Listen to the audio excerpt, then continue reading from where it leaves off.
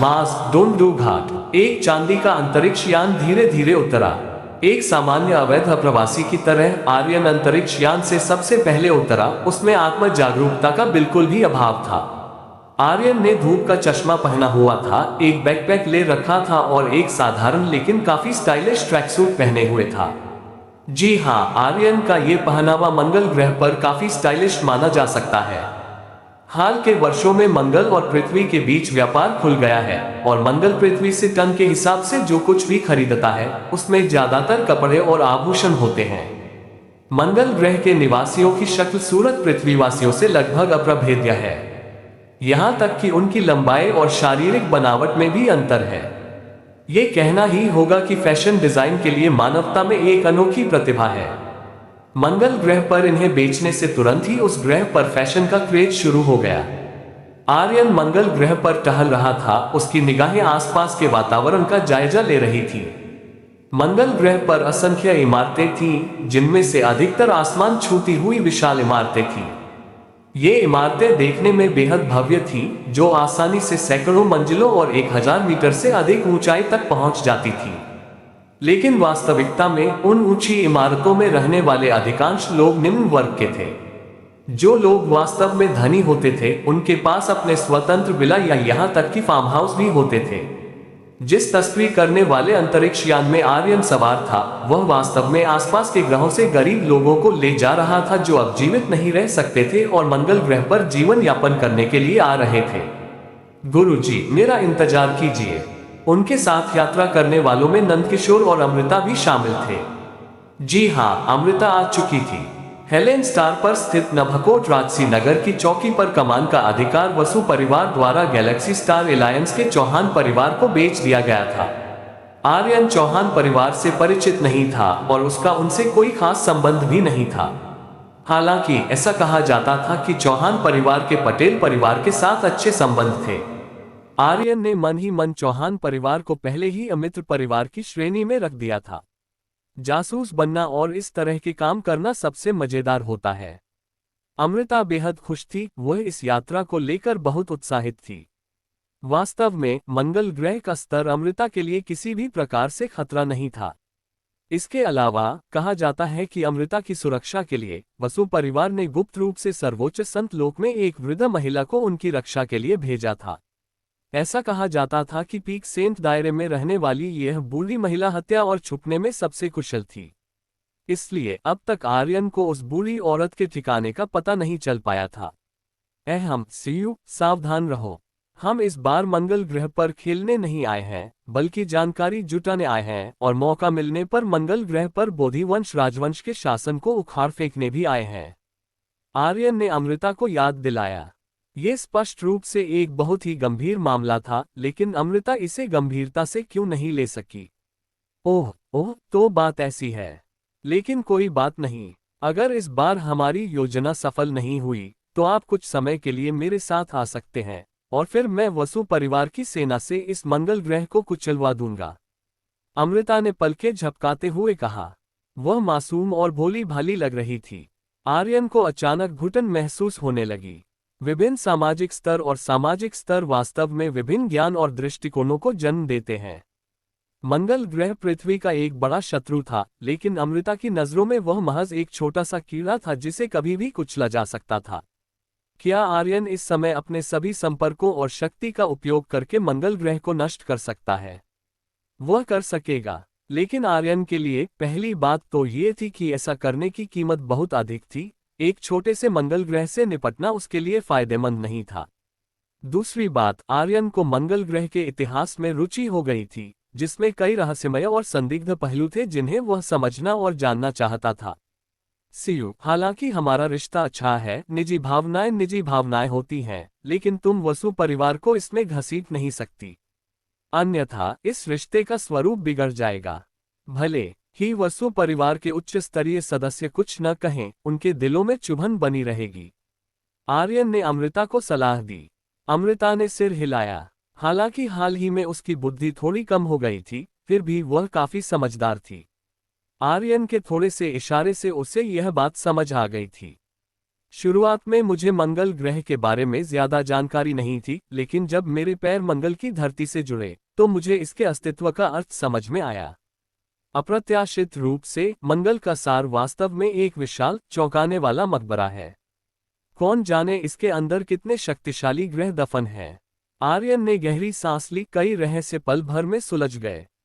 एक विशाल मकबरा, लेकिन मुझे तो सब जगह जीवित लोग ही दिख रहे हैं। नंदकिशोर ने आश्चर्य से आर्यन की ओर देखा और अमृता ने नंदकिशोर के सिर के पिछले हिस्से पर हल्का सा थप्पड़ मारा। एक स्वामी की पत्नी होने के नाते उसमें स्वामी की पत्नी जैसी कुछ कठोरता होनी चाहिए। चूंकि आर्यन नंदकिशोर को अनुशासित करने में शर्म महसूस कर रहा था, इसलिए गुरु की पत्नी होने के नाते नंदकिशोर को ही आर्यन के मूर्ख शिष्य को सबक सिखाना पड़ा।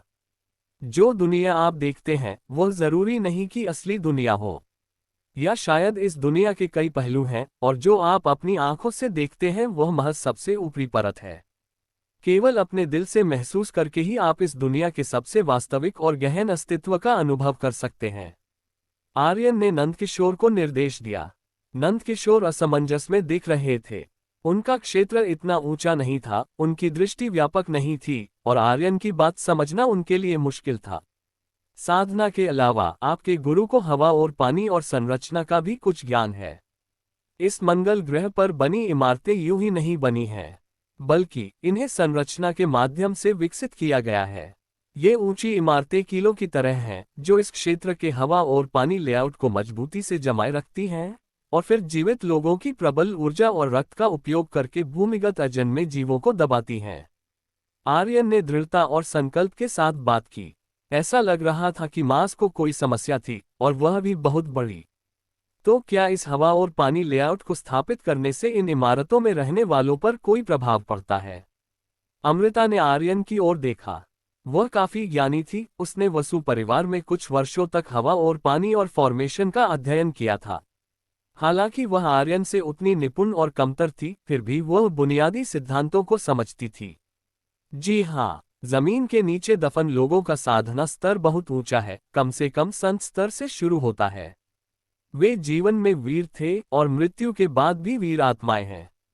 उनके द्वारा उत्सर्जित मृत्यु ऊर्जा की हल्की हल्की धाराएं, भले ही कम हो, इन भवनों में रहने वालों के रक्त और ऊर्जा को लगातार कमजोर कर रही हैं। इसलिए ऊपर से देखने पर इन भवनों में रहने वालों को कोई समस्या नहीं है, लेकिन वास्तव में हर व्यक्ति की जीवन अवधि प्रभावित हुई है। 9 यांग दानव सील करने वाली संरचना। मुझे उम्मीद नहीं थी कि इस संरचना को बनाने वाला व्यक्ति विशेषज्ञ होगा। हवा और पानी के महान गुरु के शिखर तक पहुंचे बिना इस स्तर की संरचना बनाना असंभव है। आर्यन के चेहरे पर कुछ जटिल भाव थे। ये हवा और पानी और संरचना भी एक अत्यंत शक्तिशाली शक्ति थी। ठीक इसी 9 यांग डायमंड सील फॉर्मेशन की तरह ये संत स्तर पर शवों को भी सील कर सकता था। इसी प्रकार उनके द्वारा स्थापित संरचनाएं जीवित संतों को भी फंसाकर मार सकती थीं।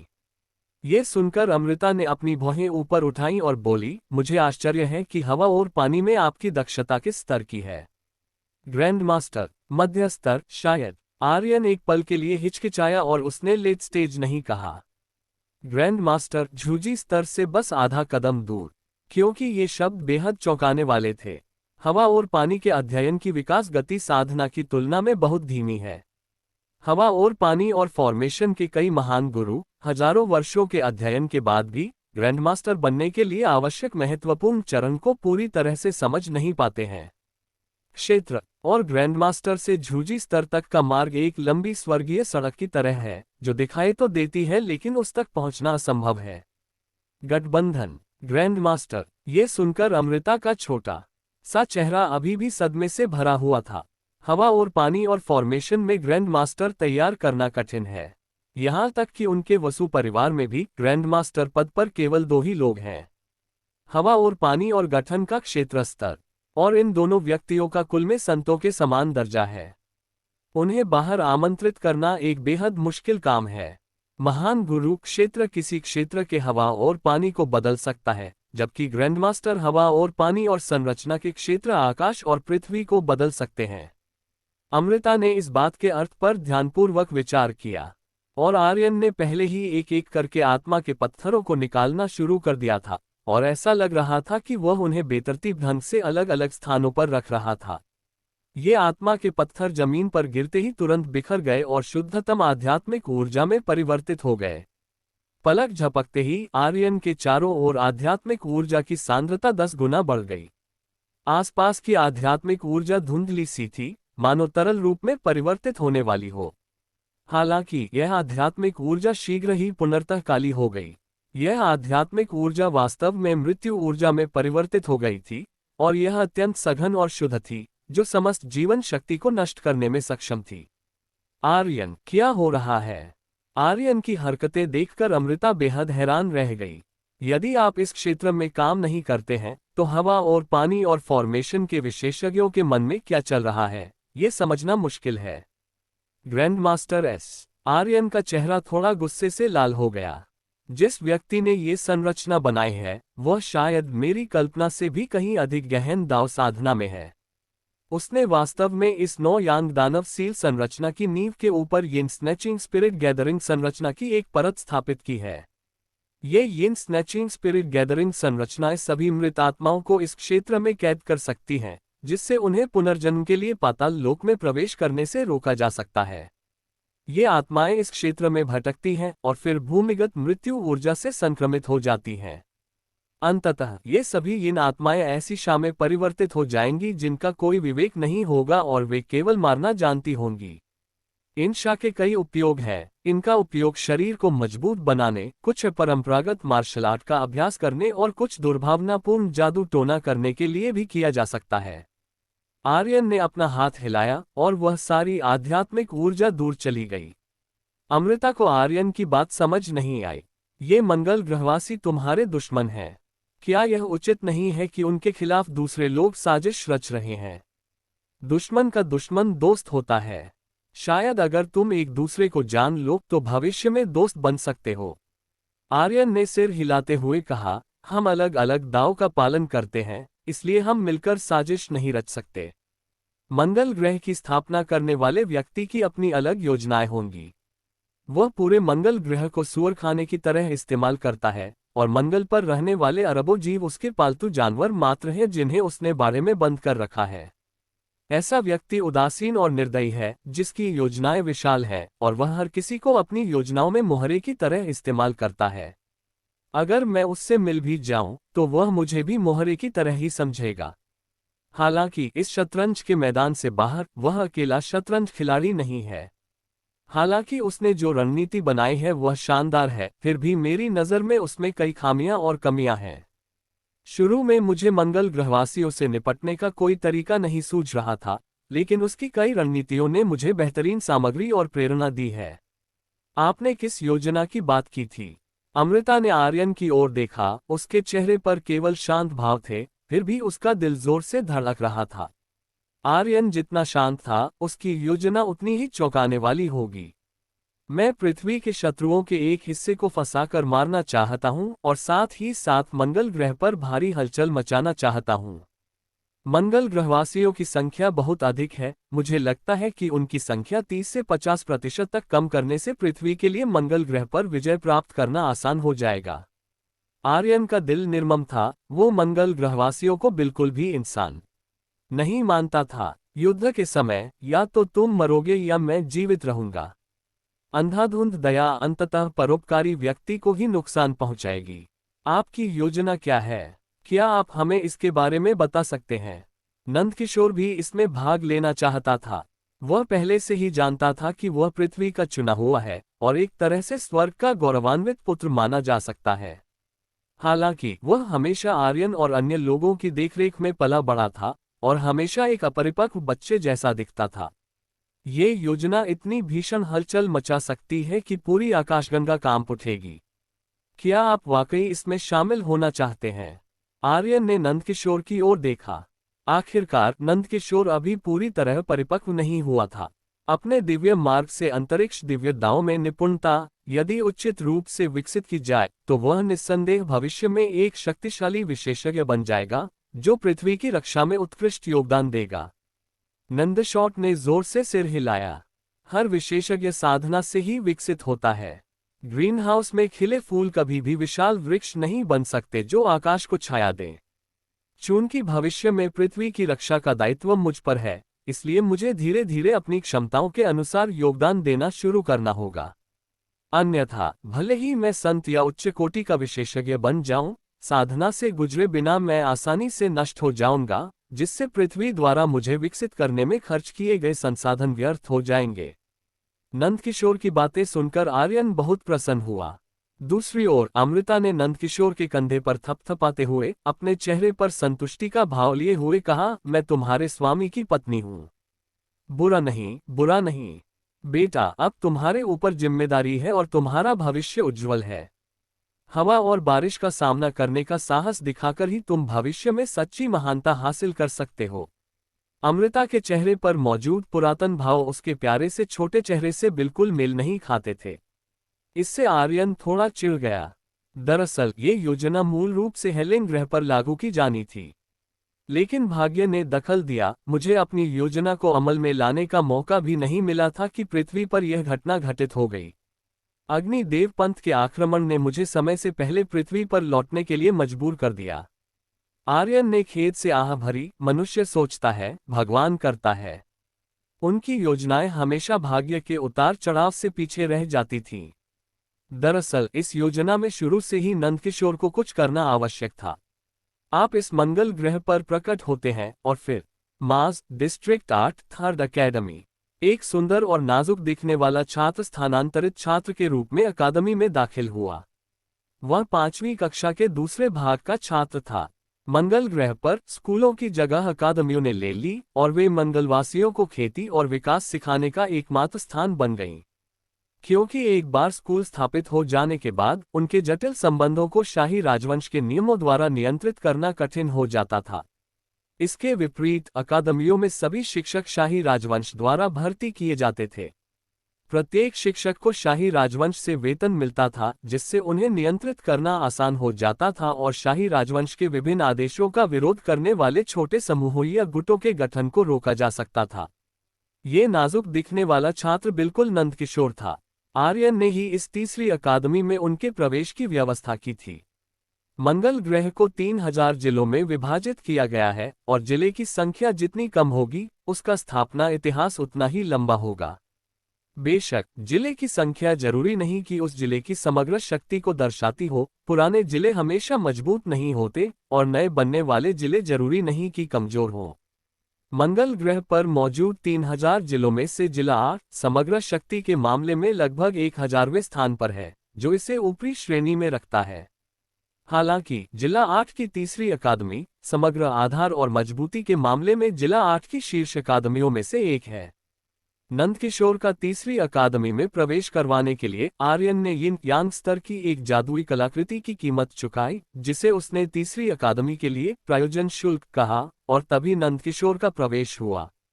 इस तरह के तरीके कुछ अर्थ स्कूलों में छात्रों के ऑडिट के लिए आवश्यक शर्तों से आश्चर्यजनक रूप से मिलते जुलते थे, जिससे आर्यन को दुनिया कितनी छोटी है का एहसास हुआ।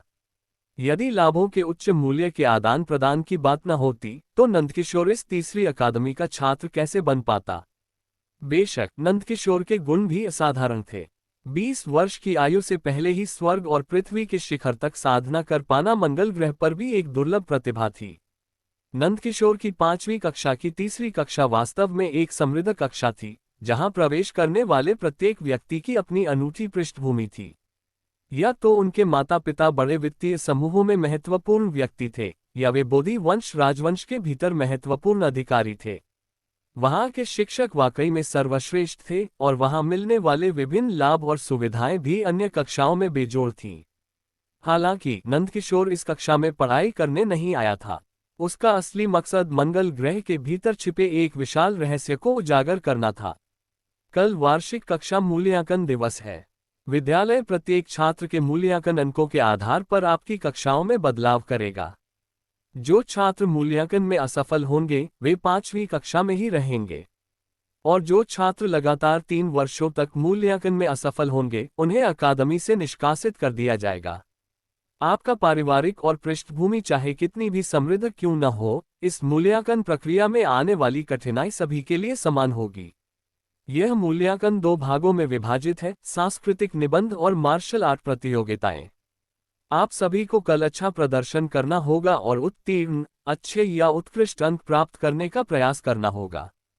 कक्षा 3 ग्रेड 5 की होमरूम शिक्षिका अगस्त से ने इन धनी दूसरी पीढ़ी के छात्रों को गंभीरतापूर्वक फटकार लगाए। सब कहते थे कि कक्षा 3 5वीं कक्षा के होमरूम टीचर की नौकरी बहुत आरामदायक होती है, लेकिन इन नन्हे शैतानों को पढ़ाने के बाद ही आपको पता चलता था कि वे वास्तव में कितने शरारती थे। इस कक्षा के छात्रों की क्षमताओं का स्तर अलग अलग था और कुछ छात्र असाधारण रूप से प्रतिभाशाली या सनकी थे, जिससे उन्हें कभी कभी ऐसा लगता था कि वे उनकी पहुंच से बाहर हैं। हाँ, सभी छात्रों ने एक साथ जवाब दिया। फिर कक्षा के 50 छात्र तितर-बितर हो गए, सभी अपने अपने घर की ओर चल पड़े। आप चाहे जिस भी स्कूल में जाते हो, छुट्टी का समय हमेशा सबसे आरामदायक होता है। नंदकिशोर अपना छोटा सा बैग लेकर कक्षा से बाहर निकल गया। उसके पीछे पीछे थपथपाते कदमों की आहट के साथ चेकदार स्कर्ट पहने एक लड़की उसका पीछा कर रही थी।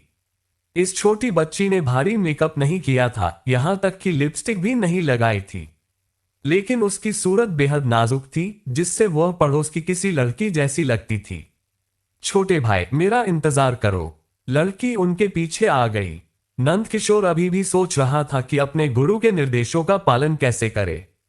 उसने तीसरे अकादमी में अपने पहले ही दिन निशाना बनाए जाने की उम्मीद नहीं की थी। नंदकिशोर को थोड़ी बेचैनी महसूस हुई। उनकी एक्टिंग इतनी बुरी तो नहीं हो सकती है ना? क्या मंगल ग्रहवासियों ने उसके पहुंचते ही उससे बेनकाब कर दिया था? अगर ऐसा था तो उनके बाद के प्रदर्शन की कोई आवश्यकता ही नहीं थी। क्या कोई बात है सहपाठी? नंदकिशोर ने एक अजीब सी मुस्कान के लिए मजबूर किया। छोटे भाई, क्या तुम मेरे साथ डेट पर जाना चाहते हो? नाजुक सी दिखने वाली लड़की ने कुछ शर्माते हुए कहा। किस बात पर डेट? क्या तुम लड़ना चाहते हो? एक अनुभवी और समझदार व्यक्ति होने के नाते नंदकिशोर ने तुरंत अपने दिमाग में यह बात बिठा ली कि लड़की उससे मुकाबले के लिए चुनौती देना चाहती है। लड़की अवाक रह गई। उसके दिल में 10,000 घास कीचड़ के घोड़ों का एक झुंड दौड़ पड़ा। अगर मुझे तुम्हारी पहचान पर शक न होता तो मैं तुम्हारे जैसे गंवार के साथ छेड़छाड़ करने के लिए इस घिनौने तरीके से कपड़े नहीं पहनती। लड़की ने गहरी सांस ली, फिर अपनी प्यारी मुस्कान बनाए रखने के लिए संघर्ष किया। अपने किरदार से बाहर मत निकलो, अपने किरदार से बाहर मत निकलो। अरे तुम तो बहुत परेशान करते हो छोटे भाई, समझ रहे हो ना मेरा मतलब? उस लड़की की आवाज बेहद मधुर थी। तब नंदकिशोर ने भौहें चढ़ाते हुए 2 कदम पीछे हटकर कहा, मैं क्या समझूं? हम पाखंडी, मुझे पता ही नहीं था कि तुम इस तरह के इंसान हो। अंततः लड़की अपना नाटक जारी नहीं रख सकी। ऐसा लग रहा था कि नंदकिशोर बेवकूफ होने का नाटक नहीं कर रहा था, बल्कि सचमुच बेवकूफ था। ये व्यक्ति किसी अन्य ताकत द्वारा भेजा गया जासूस नहीं होना चाहिए। भला कौन सा परिवार किसी मूर्ख को जासूस बनाकर भेजेगा? लड़की की पीठ को जाते हुए देखते हुए नंदकिशोर के मन में अभी भी कई सवाल थे। वह लड़की क्या कह रही थी? मुझे एक भी शब्द समझ में क्यों नहीं आया? पफ अमृता खिलखिलाकर हंसी। उसकी मुस्कान फूल की तरह खूबसूरत थी, जिससे आर्यन को थोड़ा मदहोश सा महसूस हुआ। आर्यन, तुम्हारे जैसा चतुर व्यक्ति इतने भोले भाले लड़के को अपना शिष्य कैसे बना सकता है? आर्यन का चेहरा थोड़ा उदास हो गया। उनका मजाक उड़ाया जा रहा था, लेकिन यह नंदकिशोर सचमुच भोला था। क्या वह अपने खाली समय में टीवी शो या फिल्में नहीं देखता था? वह इतनी सरल चाल को भी पहचान नहीं पाया। यही तो जीवन भर अविवाहित रहने की लय थी। गुरुजी, क्या मैंने कुछ गलत कह दिया? नंदकिशोर आर्यन के पास गए और असमंजस भरे भाव से पूछा। दरअसल आर्यन और अमृता हमेशा से ही तृतीय अकादमी में छिपे हुए थे। यह मिशन काफी खतरनाक था और आर्यन और अमृता नंदकिशोर को छोड़कर अकेले गहरे समुद्र में जाने को लेकर सहज नहीं थे। इसलिए वे गुप्त रूप से उसकी रक्षा कर रहे थे और संयोगवश तीसरी अकादमी के भीतर कुछ विचित्र पहलुओं का अवलोकन भी कर रहे थे। आर्यन की योजना थर्ड अकेडमी से शुरू हुई, क्योंकि उसके हस्तक्षेप के बिना भी ये थर्ड अकेडमी जल्द ही मुसीबतों का अड्डा बन जाएगी। ड्रैगन सोसाइटी इकट्ठा हो रही थी। आर्यन तो बस एक उपद्रवी था जो मामले को और भी उलझाना चाहता था। नहीं नहीं, आपने बहुत अच्छा प्रदर्शन किया, छात्र आर्यन ने मुस्कुराते हुए कहा। अगर गुरुजी कहते हैं कि यह अच्छा है तो यह अच्छा ही होगा। मैं कल शिक्षक द्वारा सौंपा गया कार्य पूरी तरह से पूरा करूंगा। नंदकिशोर ने दृढ़ निश्चय के साथ अपनी मुट्ठियां भींच ली। अमृता ने नंदकिशोर के भोले चेहरे की ओर देखा और चुपचाप शोक व्यक्त किया। इतना अच्छा बच्चा होने के बावजूद वह आर्यन को अपना शिक्षक मानता था, ये वास्तव में बच्चे की प्रतिभा के विकास में बाधा डाल रहा था। नंदकिशोर, मेरी कही बात याद रखो, अगर कोई तुम्हें चुनौती दे तो पाताल लोक के राजाओं के वंश की विधियों का प्रयोग करना। अगर घूर्णन क्षेत्र से ऊपर का कोई विशेषज्ञ तुम पर हमला करे तो मैंने तुम्हें जो दिव्य अग्नि शास्त्र दिया है उसे रोकने मत, पूरी शक्ति से उसे नष्ट कर दो। आर्यन ने नंदकिशोर को भड़काया। अगले दिन सूरज खूब चमक रहा था। तीसरी अकादमी के खेल मैदान में वार्षिक कक्षा मूल्यांकन आयोजित किया गया।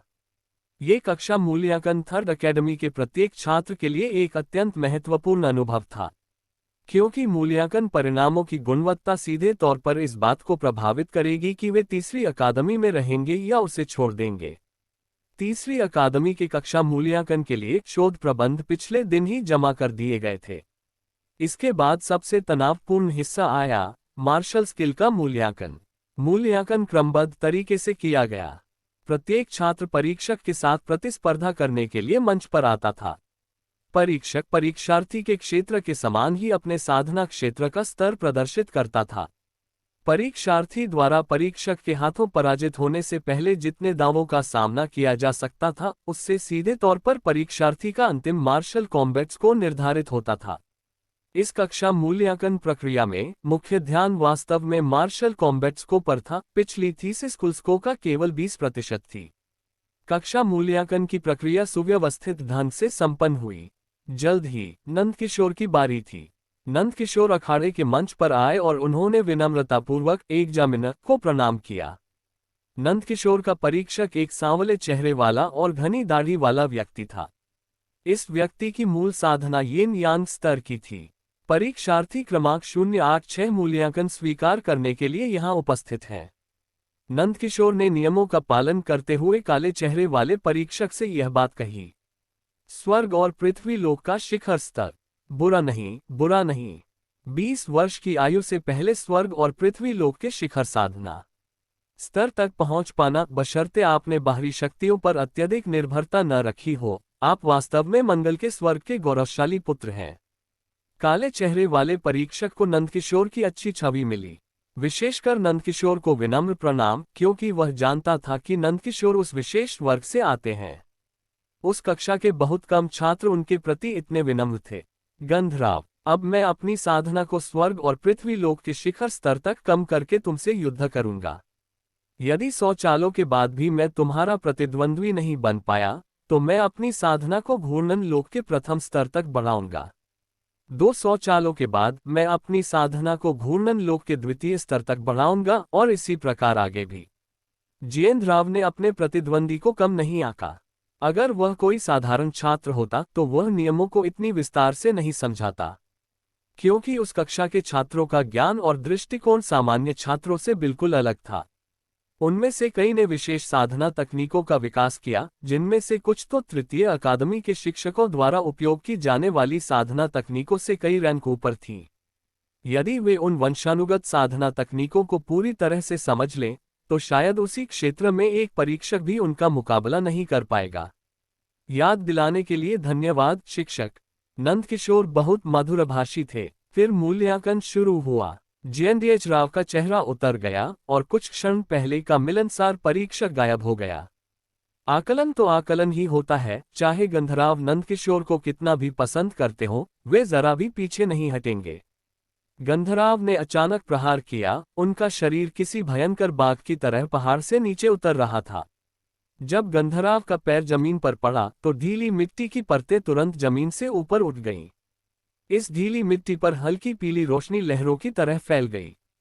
ये पृथ्वी का वह नियम था जिस पर जितेंद्र ने महारत हासिल कर ली थी। गंधराव को यह आभास हो गया था कि नंदकिशोर पहले ही दांव में प्रवेश कर चुका है और उसके पास दांव सिद्धांतों के एक से अधिक समूह हैं, इसलिए उसका पहला कदम एक नियम आक्रमण था। पृथ्वी भालू। गंधराव दहाड़ा और तुरंत उसके सामने एक पृथ्वी भालू प्रकट हो गया। यह अर्थ बेर विशाल और मजबूत था, मानो कोई अजय पर्वत शिखर हो। तत्वीय अवतार। मुझे उम्मीद नहीं थी कि गंधर्व इस प्रकार के नियम को समझ पाएंगे। ये बहुत दुख की बात है कि वे एक ऐसे उथल पुथल में फंस गए हैं जिसका वास्तविक स्वरूप वे समझ नहीं सकते, और कई उत्कृष्ट प्रतिभाओं को खोना उनके लिए नियति है। आर्यन ने भावहीनता से बात की। अमर कवच। नंदकिशोर ने भी धीरे से आवाज लगाई और उसके चारों ओर मौजूद मृत्यु ऊर्जा एक ठोस कवच में संघनित हो गई। यह मृत्यु का स्वर्गीय मार्ग है। मुझे कभी उम्मीद नहीं थी कि मेरी तृतीय अकादमी में कोई इतना जल्दी स्वर्गीय मार्ग की अवधारणा को समझ लेगा। एक शिक्षक ने अत्यंत उत्साह से बात की। तीसरी अकादमी के लिए एक ऐसे छात्र का उभरना अविश्वसनीय रूप से सौभाग्यपूर्ण घटना थी जिसने एक स्वर्गीय मार्ग को समझ लिया था। ये स्वर्गीय दाव स्तर का नियम महान दाव और मार्ग से कहीं अधिक श्रेष्ठ था। यदि वे एक ही क्षेत्र और स्तर पर टकराते तो स्वर्गीय दाव धारण करने वाला व्यक्ति अत्यधिक श्रेष्ठता के साथ दूसरों को हरा देता। अरे यार, ये तो अमर आत्माओं का स्वर्गीय मार्ग है। मैंने नंदकिशोर को अभी भी कम आंका था। मासूम होने का नाटक कर रही कनिष्ठ छात्रा के चेहरे के भाव में थोड़ा बदलाव आया। उसे उम्मीद नहीं थी कि नंदकिशोर अंडरडेड के स्वर्गीय मार्ग का उपयोग करेगा। मुझे उसे रोकना ही होगा, अन्यथा यदि अमर आत्माओं के स्वर्गीय मार्ग की अवधारणा बहुत प्रबल हो जाती है तो इससे संत का महान मकबरा समय से पहले ही फट जाएगा। छात्रा ने हिलने की कोशिश की, लेकिन इससे पहले कि उसका शरीर 1 इंच भी हिल पाता, हत्या के इरादे की एक हल्की सी झलक उस पर टिक गई। जिसने हमला किया वह कोई और नहीं बल्कि आर्यन था। मुझे पता है कि तुम यिन यान क्षेत्र के विशेषज्ञ हो और नंदकिशोर को मारना तुम्हारे लिए बहुत आसान होगा, लेकिन मैं तुम्हें यह विचार त्यागने की सलाह देता हूं, क्योंकि अगर मैं तुम्हें मारना चाहूं तो ये भी उतना ही आसान होगा। आर्यन की आवाज छात्रा के कान के पास गूंज उठी। उस छात्रा को ऐसा लगा मानो वह किसी बर्फ की गुफा में गिर गई हो। उसकी आंखें चौड़ी हो गईं, उसकी निगाहें अविश्वास से भरी हुई थीं। उसे लगा कि उसका भेष एकदम सही था, यहाँ तक कि जब वह थोड़ी देर पहले तीसरी अकादमी के प्रधानाचार्य के पास से गुजरी और उन्हें नमस्कार किया, तब भी प्रधानाचार्य ने कुछ भी गड़बड़ नहीं देखी थी। फिर भी उसके पीछे खड़ा यह व्यक्ति उसकी असली पहचान कैसे जान सकता था? क्या ये व्यक्ति नंदकिशोर का रक्षक हो सकता है, जो लगातार उसकी रक्षा करता है और उसने पहले नंदकिशोर की जांच करते समय अपने निशान उजागर कर दिए थे? लापरवाह, सरासर लापरवाही। छात्रा ने मन ही मन हल्की सी आह भरी। इसी बीच मूल्यांकन के मंच पर नंदकिशोर और परीक्षक के बीच की बहस एक नाजुक मोड़ पर पहुंच गई थी। दोनों पक्ष बराबरी पर थे। पृथ्वी भालू द्वारा परीक्षक की सहायता करने के बावजूद भी वह नंदकिशोर का प्रतिद्वंदी नहीं था, क्योंकि नंदकिशोर के मृत्यु के दिव्य मार्ग द्वारा संघनित कवच स्वर्ग और पृथ्वी स्तर पर लगभग अजेय था। कोई भी हमला उस पर जरा सा भी निशान नहीं छोड़ सकता था। हालांकि नंदकिशोर का कवच मुख्य रूप से रक्षात्मक था, जिसके कारण उसमें आक्रमण करने की क्षमता थोड़ी कम थी। वह परीक्षक और पृथ्वी भालू को हरा नहीं सका, और इसी प्रकार पृथ्वी भालू और परीक्षक नंदकिशोर को हरा नहीं सके। लड़ाई भयंकर रूप से छिड़ी हुई थी। पलक झपकते ही 100 चालें बीत गईं। मैं अपनी साधना को घूर्णन क्षेत्र की पहली परत तक ले जाने जा रहा हूं, परीक्षक गांधी राव ने गहरी आवाज में कहा। नंदकिशोर ने गंभीर भाव प्रकट करते हुए कहा, मुझे भी अपना तुरुप का पत्ता इस्तेमाल करना होगा। नंदकिशोर ने अपना हाथ उठाया और 108 रोटेशन दायरे स्तर के आत्मा आह्वान बैनर ने तुरंत पूरे मार्शल कॉम्बैट स्टेज को ढक लिया।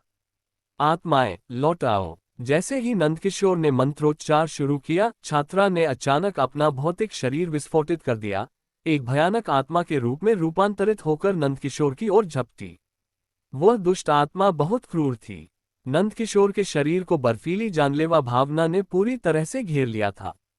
एक फिल्म तो है ही, टिड्डे अपना खोल उतार रहा है। आर्यन भी हैरान था। मानव लोक का प्रेत दूत होने के नाते वह उस छात्रा के नरक से आए दुष्ट आत्मा के वेश को पहचान नहीं पाया था। हालांकि नंदकिशोर के 108 आत्मा आह्वान ध्वज पूरी तरह से तैनात कर दिए गए थे। यहां तक कि यिन यान क्षेत्र स्तर का प्रेत भी इन आत्मा आह्वान बैनरों को जल्दी से भेद नहीं सकता था। आत्माओं को बुलाने वाले झंडे हवा में जोर से लहरा रहे थे। साफ चमकदार आकाश पल भर में असुरों के नरक के दृश्य में बदल गया।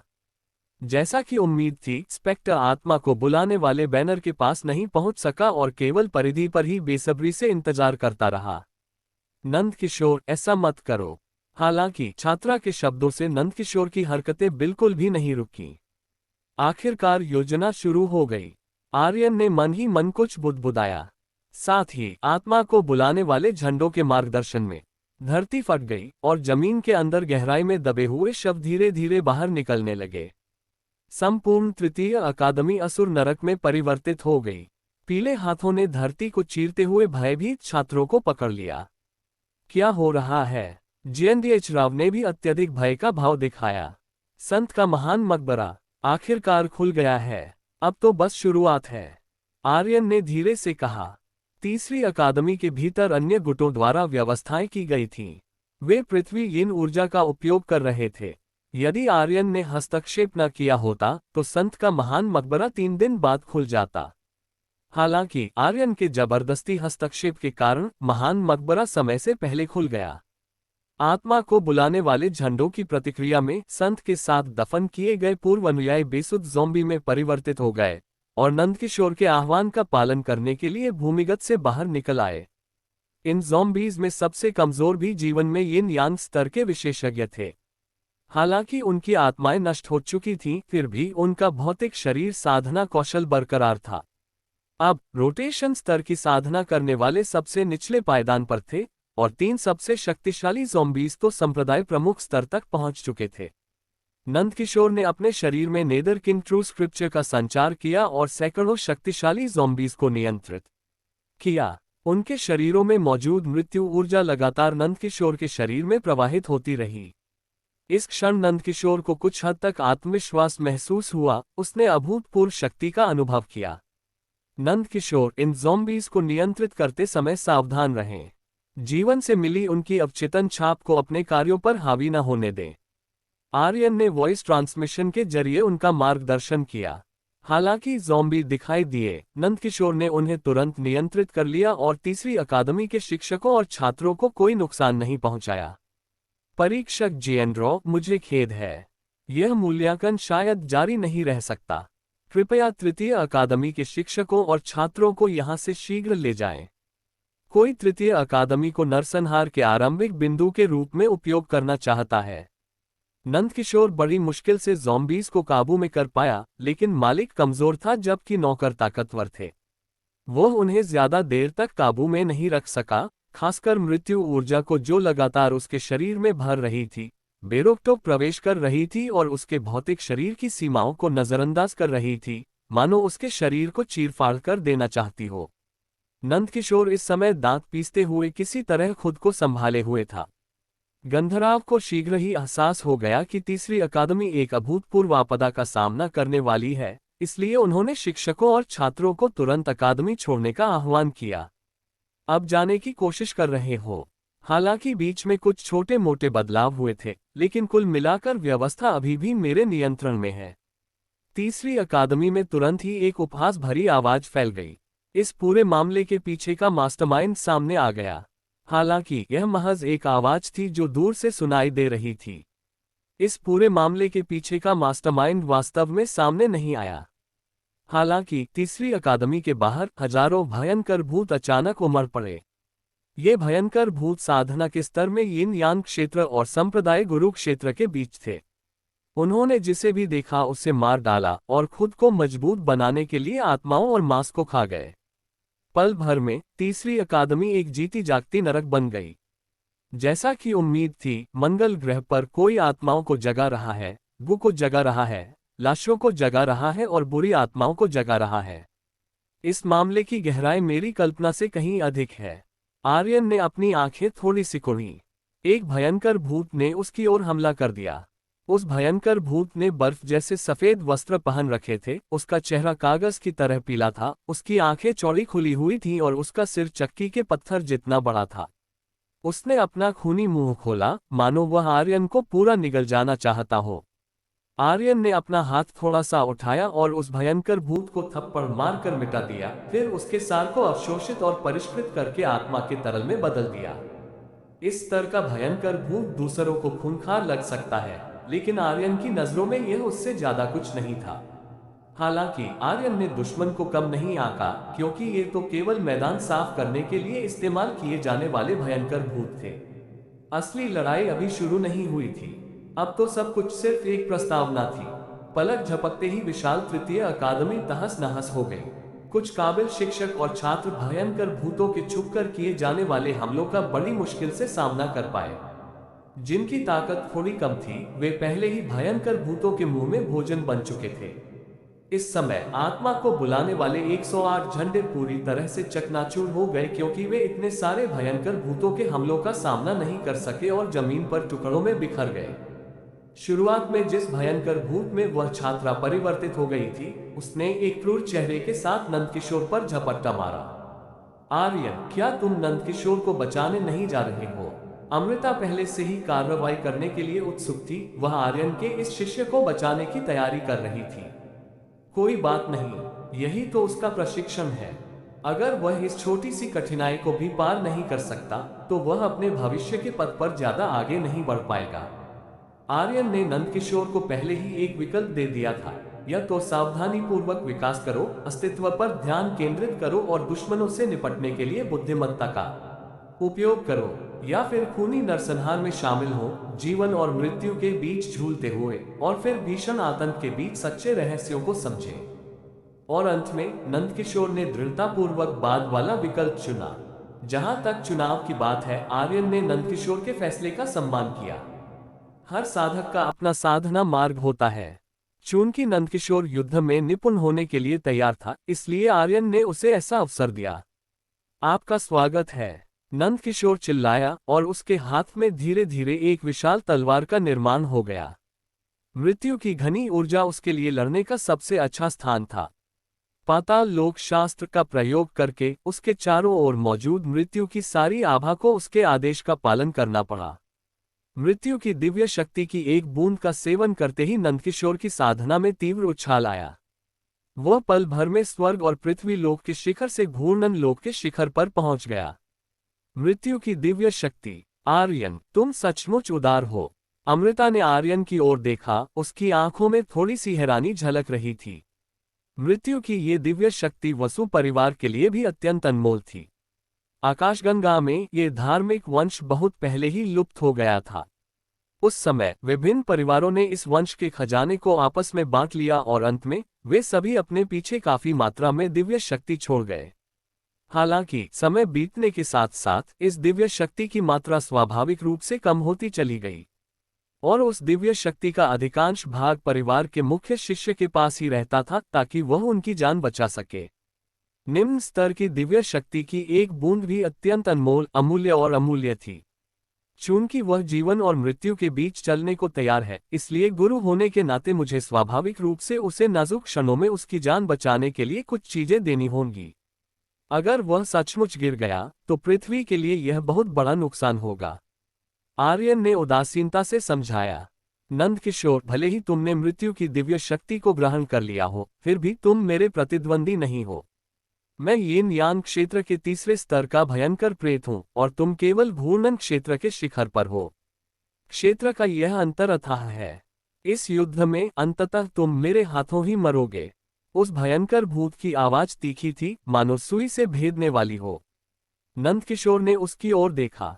क्या आप चाहते हैं कि आप मुझ पर हमला करने से पहले मैं अपने शरीर में मौजूद दिव्य शक्ति को ग्रहण करके नष्ट कर दूं? नंदकिशोर ने धीरे धीरे अपने हाथ में पकड़ी विशाल तलवार को ऊपर उठाया। उस विशाल तलवार की धार पर वास्तव में 3 धुंधले अक्षर दिखाई दिए। नेदरवर्ल्ड/। यह एक ऐसी तकनीक थी जिसका वर्णन पाताल लोक के धर्मग्रंथ में किया गया है। एक ही वार से आकाश और पृथ्वी फट जाते हैं, एक ही वार से ब्रह्मांड हिल जाता है।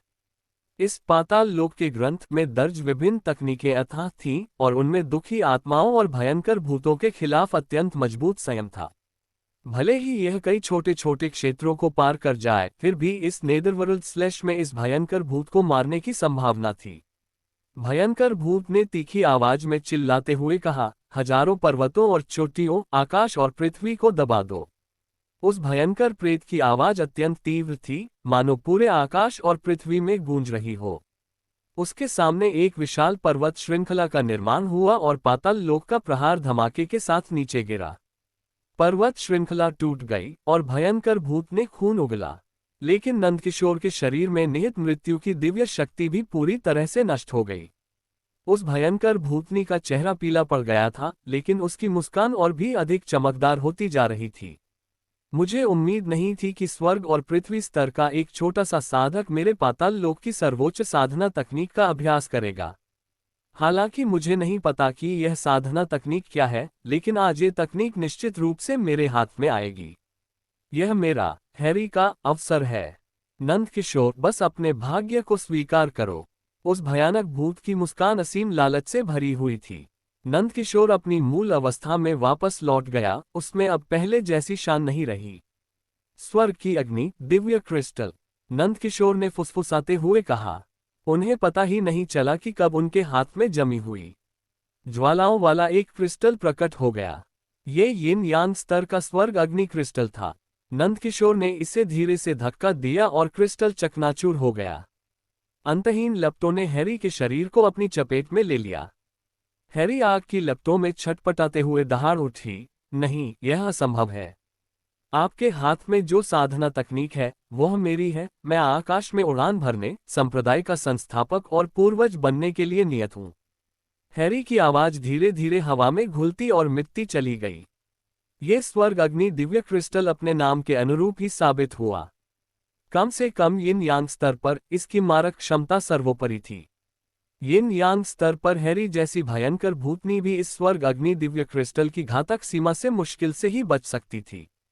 नंदकिशोर को आर्यन के पास लौटा दिया। उन्होंने अपना सिर थोड़ा झुकाया। शिष्य ने गुरु के भरोसे को तोड़ दिया है। नंदकिशोर के चेहरे पर अपराधबोध और आत्मनिंदा के भाव स्पष्ट थे। उसने अपनी निम्न दैवीय शक्ति की एक बूंद बर्बाद कर दी थी, फिर भी वह हैरी को मारने में कामयाब नहीं हो पाया था।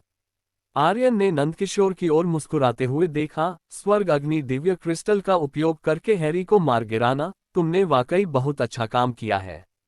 मैंने तुम्हें ये निम्न देव शक्ति इसलिए दी ताकि तुम घूर्णन क्षेत्र की शक्ति को समझने में आगे बढ़ सको। मुझे उम्मीद नहीं थी कि तुम इस यिन यांग क्षेत्र के भयंकर भूत को एक ही झटके में मार डालोगे।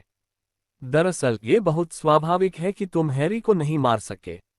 आखिरकार तुमने अभी तक अपनी प्रारंभिक अंतरिक्ष स्वर्गीय दाव शक्ति को पूरी तरह से समझना शुरू नहीं किया है, और तुम्हें बैठकर मेरे द्वारा सिखाए गए पाताल लोक शास्त्र का ठीक से अध्ययन करने का समय भी नहीं मिला है। नंदकिशोर ने अपना सिर नीचे कर लिया और कोई जवाब नहीं दिया। दरअसल वह दिल से स्वाभिमानी व्यक्ति थे। असफलता कोई बहाना नहीं। आर्यन ने नंदकिशोर के चेहरे के भावों को देखा और स्वाभाविक रूप से जान गया कि वह अपने मन में क्या सोच रहा है। तुम इन ज़ॉम्बीज़ को कब तक काबू में रख पाओगे? आर्यन ने नंदकिशोर की ओर देखा। नंदकिशोर ने थोड़ा अनुमान लगाते हुए कहा, मैं शायद आधे घंटे तक इन्हें काबू में रख सकता हूं। समय बीतने के साथ ये ज़ॉम्बी धीरे धीरे अपने जीवन काल की ताकत और अपने शरीर में कुछ सहज इच्छाशक्ति वापस पा रहे हैं। जितना लंबा ये खींचेगा, इन पर मेरा नियंत्रण उतना ही कमजोर होता जाएगा। आर्यन ने सिर हिलाते हुए कहा, बस इतना ही काफी है। अगर तुम दोबारा प्रकट नहीं हुए तो मैं इन सभी ज़ॉम्बियों को उड़ा दूंगा।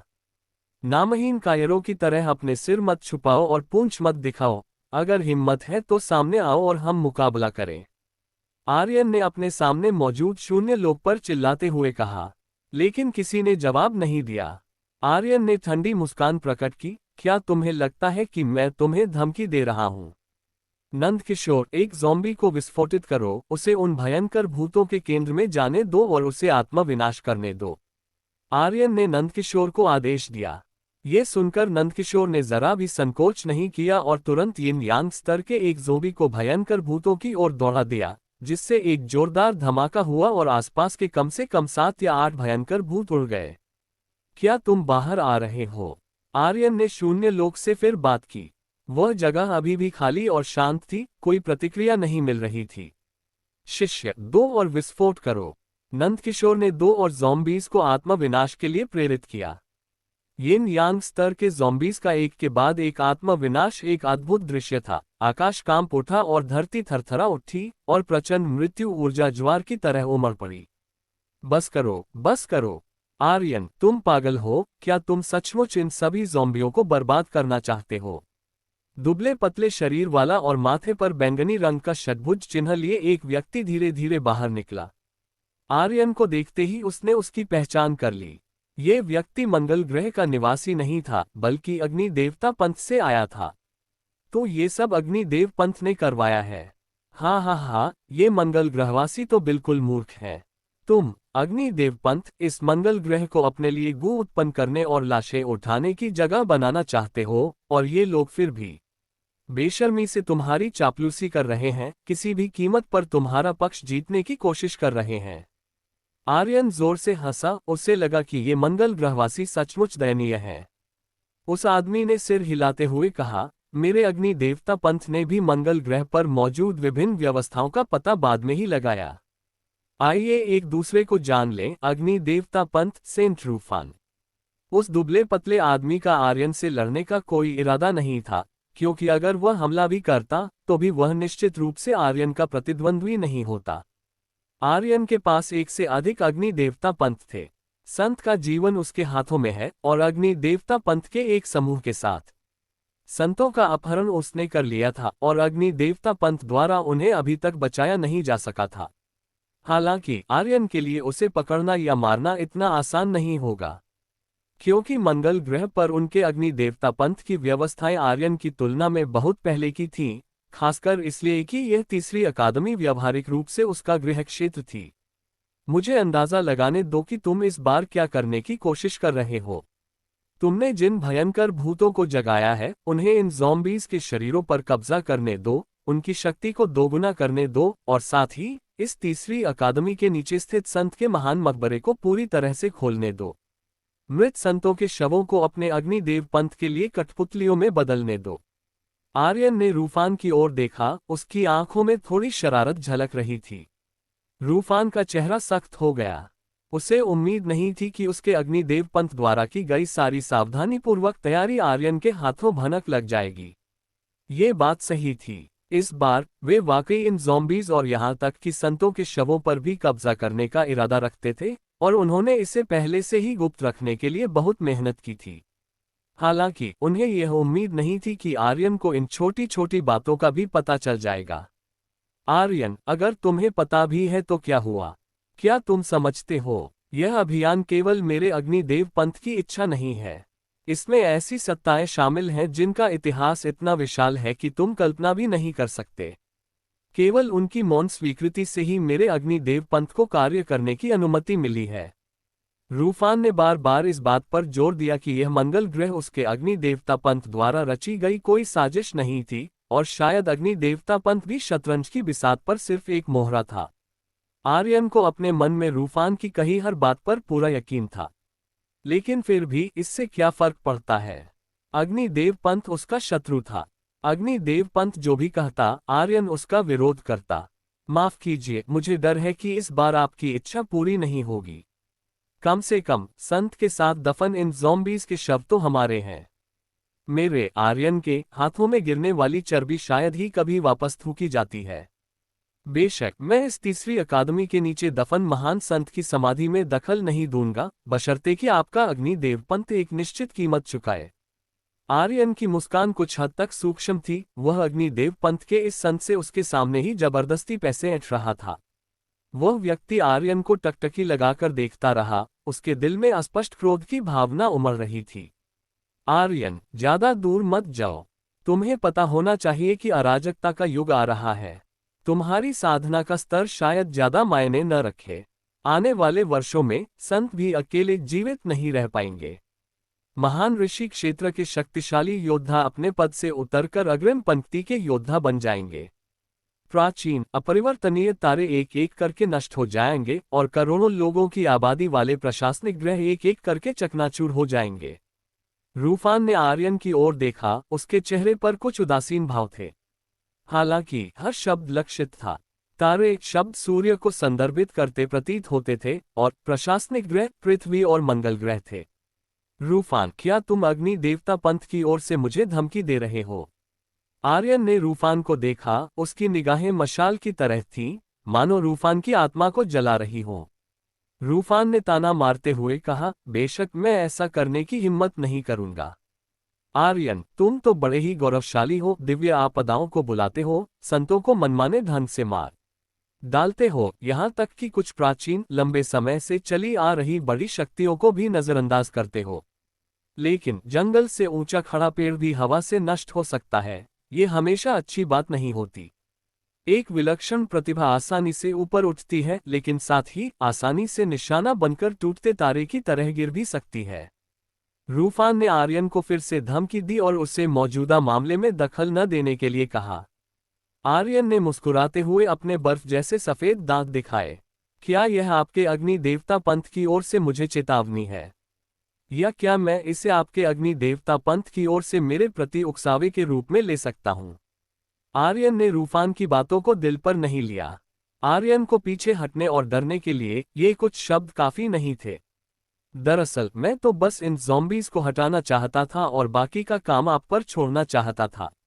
आखिरकार इस महान संत की समाधि खोलना कोई ऐसी चीज नहीं है जिसे हम अकेले संभाल सकें। लेकिन आपकी बातों ने मेरा इरादा बदल दिया है। मैं भी इस महान संत की समाधि खोलने में हिस्सा लूंगा। मुझे सारे फायदे नहीं चाहिए, लेकिन मैं आपको बता दूं कि मैं आर्यन ऐसा व्यक्ति नहीं हूं जिसे आप उकसा सकें। आर्यन के शब्दों से रूफान के चेहरे के भाव बार बार बदल रहे थे। उसे उम्मीद नहीं थी कि उसकी धमकी का अंततः उल्टा असर होगा। इसके अलावा रूफान, क्या तुमने ध्यान नहीं दिया? जब मेरी शिष्या ने अभी हैरी को नष्ट किया तो उसने दिव्य अग्नि देव क्रिस्टल का इस्तेमाल किया। क्या तुम इस दिव्य अग्नि देव क्रिस्टल के महत्व पर विचार करना चाहोगे? स्वर्गीय अग्नि देवता क्रिस्टल। आर्यन द्वारा जानबूझकर याद दिलाने के बाद रूफान के चेहरे के भाव फिर से बदल गए। बेशक वह जानता था कि स्वर्गीय अग्नि देवता क्रिस्टल किस चीज का प्रतीक है। पहले तो उसने इसे महज एक संयोग समझा था। हालांकि उसने इसे देखा था, लेकिन उसने जानबूझकर इस पर ध्यान नहीं दिया था। लेकिन अब उसे इस दिव्य अग्नि देव क्रिस्टल के पीछे के रहस्य को गंभीरता से समझना ही होगा। ये स्वर्गीय अग्नि पंथ की विशिष्ट विधि थी, कोई भी इसकी नकल नहीं कर सकता था। क्या ऐसा हो सकता है कि इस अभियान के लिए पृथ्वीवासियों ने पहले ही स्वर्गीय अग्नि पंथ के साथ मिलीभगत कर ली हो? रूफान के लिए आर्यन की बातों की सच्चाई का पता लगाना बहुत मुश्किल था, लेकिन यह मानना बेहतर था कि यह सच है, बजाय इसके कि यह सच नहीं है। वरना अगर वाकई में स्वर्गीय अग्निपंथ के लोग इसमें शामिल थे और उन्हें बाद में इसका एहसास हुआ, तो बहुत देर हो चुकी होगी। आर्यन के चेहरे पर मुस्कान बरकरार रही। रूफान के भाव देखकर वह समझ गया कि उसका लक्ष्य पूरा हो गया है। रूफान को उसकी बातों पर विश्वास हो या न हो, किसी भी हालत में अग्नि देवता पंथ के लोगों को स्वर्गीय अग्निपंथ के अचानक हमले को रोकने के लिए कुछ सैनिकों को पीछे छोड़ना होगा। युद्ध बुद्धिमत्ता की एक कला है, इसमें केवल बल ही नहीं बल्कि मानवीय हृदय भी दांव पर लगा होता है। तुम दोनों मेरे मंगल ग्रह की अकादमी को वध के लिए मवेशी और भेड़ समझ रहे हो, ये हम मंगलवासियों को बहुत कम आंकना है। मेरा मंगल ग्रह आखिरकार एक उच्च श्रेणी की सभ्यता है जहां 2 अंकों से अधिक संत तैनात हैं। हम अभी इतने कमजोर नहीं हुए हैं कि पलटवार करने की शक्ति ही न हो। आर्यन और रूफान के कानों में क्रोध से भरी एक आवाज गूंज उठी। एक बूढ़ा व्यक्ति धीरे धीरे तीसरी अकादमी की गहराई से बाहर निकला। उसकी ऊर्जा और रक्त सूख चुके थे, उसके बाल सफेद हो गए थे, केवल कुछ सूखे हुए रेशे बचे थे जो किसी भी क्षण झड़ सकते थे। ये बूढ़ा व्यक्ति वास्तव में संत जगत का एक सच्चा महाशक्तिशाली व्यक्ति था, लेकिन उसकी जीवन अवधि समाप्त हो रही थी और वह मृत्यु से केवल कुछ ही वर्षों दूर था। इस बूढ़े व्यक्ति का रूप रंग रूफान की उम्मीदों से परे था। उनके आंकड़ों में मंगल ग्रह पर इस तरह के किसी संत लोक के शक्तिशाली केंद्र के अस्तित्व का कोई रिकॉर्ड नहीं था, और तीसरी अकादमी के भीतर संत स्तर के कोई शक्तिशाली व्यक्ति नहीं होने चाहिए थे, अन्यथा अग्निदेव पंथ ने योजना की सफलता सुनिश्चित करने के लिए केवल उसे ही अकेले नहीं भेजा होता। आर्यन ने संत को श्रद्धांजलि अर्पित की। आर्यन विनम्र और शिष्ट था और उसने एक कनिष्ठ व्यक्ति का रवैया अपना रखा था। उसने मंगल ग्रहवासियों पर सीधा हमला नहीं किया था, बल्कि उसने अग्निदेव पंथ की षड्यंत्रकारी योजना को समय से पहले ही नाकाम कर दिया था। एक दृष्टिकोण से देखा जाए तो इस बार अग्निदेव पंथ के साथ उसका कोई सीधा टकराव नहीं हुआ था। उस वृद्ध संत ने आर्यन की ओर एक नजर डाली। क्या तुम वही आर्य हो जो पृथ्वी से आए हो? कमाल है, इतनी कम उम्र में ही तुमने अनगिनत लोगों को अपने वश में कर लिया है। किसी ने मुझसे कहा था कि अगर मेरा मंगल ग्रह नष्ट हो जाता है तो उसका श्रेय निश्चित रूप से तुम्हें भी जाएगा। उनके शब्दों में वृद्ध संत को आर्यन के प्रति जरा भी स्नेह नहीं था, बल्कि वे आर्यन को एक काल्पनिक शत्रु मानते थे, यह मानते हुए कि भविष्य में मंगल ग्रह के विनाश के पीछे वही दोषी हो सकता है। सीनियर, आप मेरी बहुत प्रशंसा कर रहे हैं। आर्यन ने कमजोरी न दिखाने की इच्छा से थोड़ा झुककर अभिवादन किया। चूंकि उस बूढ़े व्यक्ति की उसके प्रति कोई अच्छी मंशा नहीं थी, इसलिए वह अपना गर्म चेहरा किसी और के ठंडे नितंबों से चिपकाना जारी नहीं रखेगा। रूफान जोर से हंसा। आर्यन, तुम्हारी ख्याति तो वाकई बहुत है। यहां तक कि ये वरिष्ठ अधिकारी भी, जो दुनिया में बहुत कम दिखाई देते हैं, तुम्हारा नाम जानते हैं। रूफान ने उदास स्वर में कहा। इसके बाद वह थोड़ी देर रुका और बूढ़े से बोला, यह आर्यन भविष्य में मंगल का बहुत बड़ा शत्रु बनेगा। बड़े साहब, क्यों न हम दोनों मिलकर इस आर्यन का बचपन में ही गला घोंट दें। रूफान को अचानक एक विचार आया। वह चाहता था कि मंगल ग्रह से आया ये बूढ़ा आदमी और आर्यन एक साथ मर जाएं। उस समय वह आराम से बैठकर लाभ उठा सकता था और इस तीसरी अकादमी के नीचे स्थित महान संत की समाधि को आसानी से अपना बना सकता था। मुझे लगता है तुम्हारा सुझाव बहुत अच्छा है। मैं बूढ़ा हो गया हूं और ज्यादा चल नहीं सकता। क्यों ना तुम नौजवान एक बार तो बुजुर्गों का सम्मान करो और नौजवानों से प्यार करो और मेरे लिए अग्रिम पंक्ति में लड़ो। तुम्हारी लड़ाई के निर्णायक क्षण में मैं अपनी जिंदगी की सबसे बड़ी कुशलता का इस्तेमाल करके आर्यन को घातक प्रहार करूंगा। मेरी उम्र कम होती जा रही है और अगर मैं इस आर्यन को मारकर मंगल ग्रह के लिए एक अभिशाप को खत्म कर सकूं तो ये भी एक अच्छी बात होगी। बूढ़े आदमी की आंखें कमजोर थीं, लेकिन उसका दिमाग मूर्ख नहीं था। वह जानता था कि रूफान किस तरह की योजना बना रहा है। रूफान का चेहरा धीरे धीरे उदास हो गया। वरिष्ठ महोदय, आप मुझसे मजाक क्यों कर रहे हैं? यदि आप कार्रवाई करने को तैयार नहीं हैं, तो सीधे सीधे कह दीजिए, इस तरह का सुझाव क्यों दे रहे हैं? हम दोनों अपने दिल में आर्यन की ताकत को जानते हैं। अगर मैं अकेले कार्रवाई करूं, तो मैं निश्चित रूप से उसका मुकाबला नहीं कर पाऊंगा। रूफान ने स्वीकार किया कि वह आर्यन जितना अच्छा नहीं था। उस बूढ़े आदमी ने भी ठंडी सांस लेते हुए कहा, रूफान, असल में अभी तो मेरी आधी बात अधूरी रह गई थी। आर्यन से भी ज्यादा मुझे तुमसे नफरत है, जो गिरे हुए लोगों को और परेशान करता है। मंगल ग्रह के वासियों ने साफ साफ कह दिया है कि वे अग्निदेव गठबंधन में शामिल होना चाहते हैं, और तुमने न सिर्फ मंगल ग्रह को जरा भी फायदा नहीं पहुंचाया, बल्कि हमें और भी परेशान कर रहे हो। अगर ये सारी मुहरें एक एक करके खुल गईं, तो मंगल ग्रह की सभ्यता को सचमुच एक भयानक आपदा का सामना करना पड़ेगा। ये देखकर कि बूढ़े व्यक्ति ने अपना मुखौटा पूरी तरह से उतार दिया था, रूफान ने अब और टालमटोल नहीं किया। हाँ, बूढ़े, अगर तुमने आज आर्यन को नहीं मारा, तो कल मैं अग्निदेव गठबंधन से तुम्हारा नाम गठबंधन सूची से हटवा दूंगा और तुम मंगल ग्रहवासियों के खिलाफ आधिकारिक कार्रवाई करूंगा। क्या तुम्हें लगता है कि अग्निदेव गठबंधन में शामिल होने के बाद तुम्हारे पास कोई रास्ता बचेगा? तुम सब मेरे अग्निदेव गठबंधन की शतरंज की बिसात पर मोहरे बन जाओगे। रूफान की हंसी अतुलनीय रूप से अभिमानी और उग्र थी। उसकी आंखों में काले राक्षसी स्वभाव का एक अस्पष्ट सा अंश दिखने लगा था। ये रूफान इस महान संत की समाधि से पहले ही प्रभावित हो चुका है और धीरे धीरे अपनी बुद्धि खोने लगा है। आर्यन का अवलोकन काफी सूक्ष्म था। उसने पहले ही रूफान में कई बारीक बदलाव देखे थे। ये रूफान अग्निदेव पंथ का एक संत था, लेकिन आर्यन ने एक बार उनका अध्ययन किया था और पाया था कि अग्निदेव पंथ द्वारा प्रशिक्षित संतों को अपने हृदय स्वभाव में कुछ समस्याएं थीं। उनका हृदय स्वभाव अस्थिर था, भावनाओं से बहुत आसानी से प्रभावित हो जाता था, जिससे हृदय दानव जागृत हो जाता था। और इस संत की समाधि के ऊपर स्थित इस रूफान पर राक्षसी प्रकृति के अंश हावी हो रहे थे, जिसके कारण वह धीरे धीरे अपनी बुद्धि खोने लगा था। क्या मास को अग्निदेव गठबंधन से हटाया जाएगा, यह फैसला केवल अग्निदेव पंथ ही नहीं कर सकता।